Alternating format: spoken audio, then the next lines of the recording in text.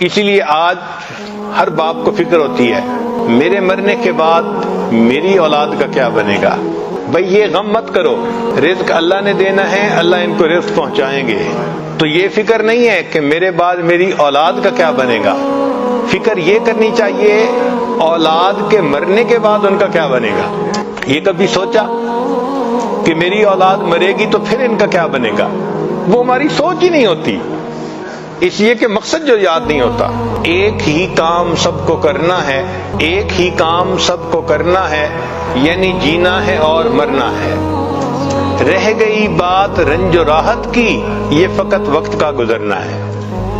میرا وقت خوشی میں گزر گیا اور میرا وقت غم میں گزر گیا، وقت تو گزر ہی جاتا ہے نا۔ تو جب وقت نے گزرنا ہی ہے تو کیوں نہ ہم اس وقت کو اپنے مقصد کے تحت گزاریں۔ اسی لیے آج ایک دھوکہ یہ بھی ہے کہ انسان خواہشات کی تکمیل کو کامیابی سمجھتا ہے۔